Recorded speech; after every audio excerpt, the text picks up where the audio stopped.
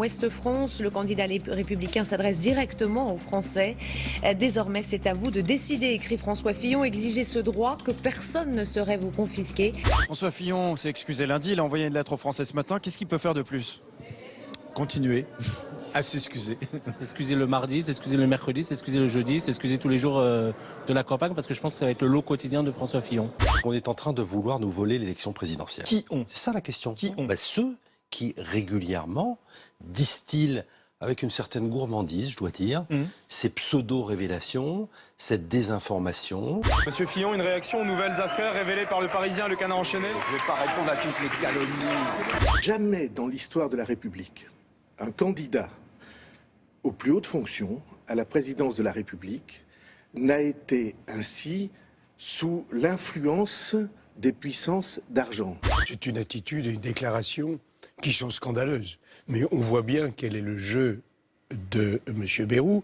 M. Bayrou nous annonce qu'il va être candidat et donc il veut faire parler de lui une nouvelle fois. François Bayrou, il sera candidat. Oui, mais il n'est pas de droite. François Bayrou, il n'est pas de droite. Il est d'où? On le sait. Mais je ne sais pas d'où il est. Il est un peu au centre. D'ailleurs, il est un peu sur le même créneau que Macron. François Bayrou disait qu'il ne voulait pas qu'avec Emmanuel Macron, la finance prenne le pouvoir sur la vie politique. Et accusait Emmanuel Macron d'être un hologramme du monde de la finance, qui voudrait, comme à chaque élection, prendre le pouvoir sur le monde politique. Bah écoutez, voilà, je vois qu'il continue à avoir ses obsessions. Vous êtes passé à ça de devenir le candidat de la droite pour la présidentielle, pas de regret?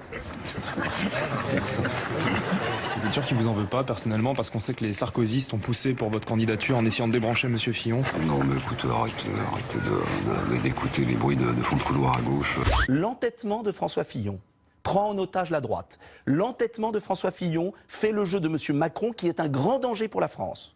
Tout le monde, à l'exception de ce studio, trouve christique, merveilleusement frais et printanier, mais qui les discours de Emmanuel Macron. Juste une chose. Nous avons souligné que le dernier discours était creux, qu'il n'y avait aucune proposition, pratiquement. Enfin, aucune proposition. En temps d'antenne, croyez-moi, c'est pas ce qui ressort le plus. Monsieur Fillon, c'est vous le coq sportif avec cette campagne maintenant? La passe est très intéressante. Il faut 10 minutes entre chaque blague, à peu près 30 millions de coques en France. Au moins.